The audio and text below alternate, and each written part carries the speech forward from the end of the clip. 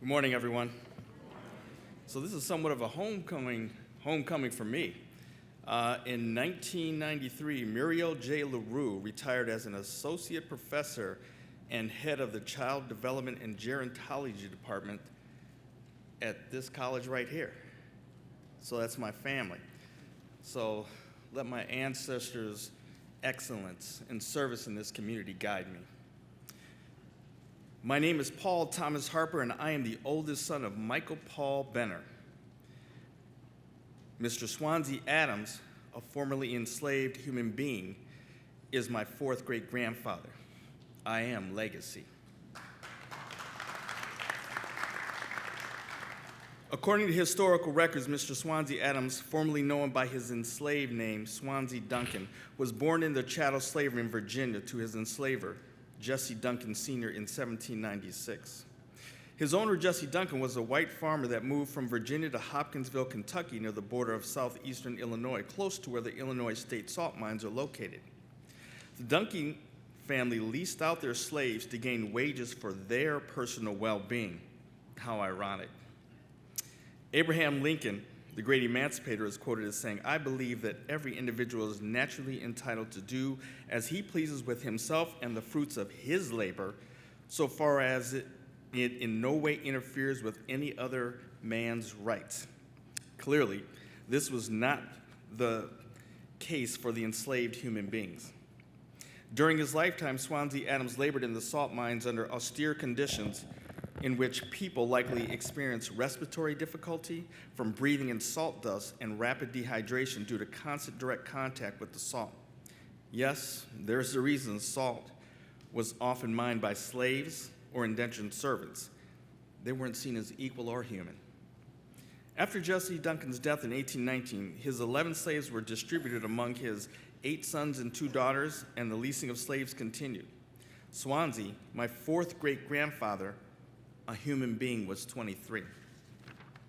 In 1828, the Duncan brothers illegally transported their slaves from working in the salt mines to working in the lead mines of Illinois. Again, we are all aware that the safety standards of today are not the safety standards of the 1800s, and these enslaved persons whose labor was stolen were forced to work in reprehensible conditions, exposing them to hazardous lead dust, which can cause cancerous, reproductive issues, and neurological damage. These issues notwithstanding, Swansea Adams persevered for 2 additional years under these harsh conditions. Between 1829 and 1835, the black manumitted and emancipated black Duncans sued the white Duncan family approximately 16 times to win their freedom for various enslaved persons that were their family members. However, to thwart these freedom efforts, the white Duncan family used deceit and trickery by claiming that the slaves were owned by other Duncan brothers than the one that was being sued, resulting in abrogation of some lawsuits. According to historia Leah Vandervelde, quote, "Whenever these enslaved people sought their freedom, the Duncan brothers seized them, moved them across state boundaries, always threatening to carry out the ultimate penalty to sell them south." To add clarity to the historical context in which my fourth great-grandfather, Swansea, was enslaved, I want you to consider the following facts. First, the Constitution of Illinois was approved on August 26, 1818. Second, Article 6, Section 1 outlawed slavery and involuntary servitude except for punishment of crimes. Third, Article 6, Section 2 made a single exemption. No person bound to labor in any other state shall be hired to labor in Illinois, except, there's always an exception for us, within the salt works near Shawneetown, a city in Gallatin County, Illinois. Not even at the place for longer than 1 year. So you could have somebody enslaved there, but not longer than a year. Nor shall it be allowed after 1825. And any violation of this article shall affect the emancipation of such person from his obligation to service. Despite these legal facts, in 1828, my ancestor Swansea Adams was illegally moved from the salt mines in Gallatin County to Galena, Illinois, by James Duncan, where Swansea worked in the lead mines before something prompted him to consider suing for his freedom in 1831. He sued a couple times. So here we see that despite the laws of the books, white oppressors were able to enslave other human beings against their will in violation of the law and supported by the laws such as the black codes that prevented enslaved persons from even speaking against the white man in court. And when Swansea had the audacity to consider suing for his freedom, he was kidnapped and forcibly transported to St. Louis, Missouri, where he likely gained his freedom. As historia Leah Vandervelde wrote, Mr. Swansea Adams' case never went to trial because he got help from one of the emancipated black Duncans, Shadrach the Drayman.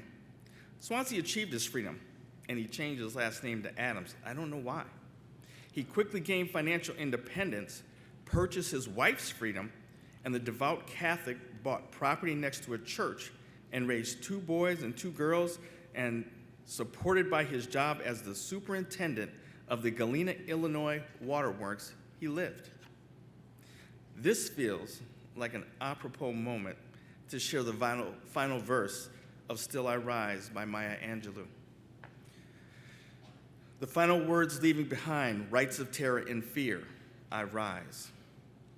Into a daybreak that wondrous clear, I rise. Bringing the gift that my ancestors gave, I am the dream and the hope of the slave. I rise, I rise, I rise. Horton Adam was a barber and one of the sons of Swansea Adams. He made his way to Fargo, North Dakota, attracted by new railroad boom towns in the late 1800s. His daughter, Mattie Mabel Adams, married my great-grandfather, Cornelius Benner, and eventually they moved to the Black Rondo neighborhood of St. Paul, where my grandfather and father were born. Yes, they ran the freeway through our neighborhood and destroyed that neighborhood too, but we still rise. I was born Michael Paul Benner. I am Paul Thomas Harper. I am a descendant of the Rondo black community. I am a retired Army major and veteran of the United States Marine Corps, the United States Army, and the United States Navy. Yeah, I got after it. I am a former police officer. I am currently serving as a senior psychiatric social worker, serving my people, human beings, at the North Point Health and Wellness, a federally qualified healthcare center in North Minneapolis, the heart of the black community. And on the foundation of my enslaved and freedom-achieving ancestor, Mr. Swansea Adams, I rise. Thank you.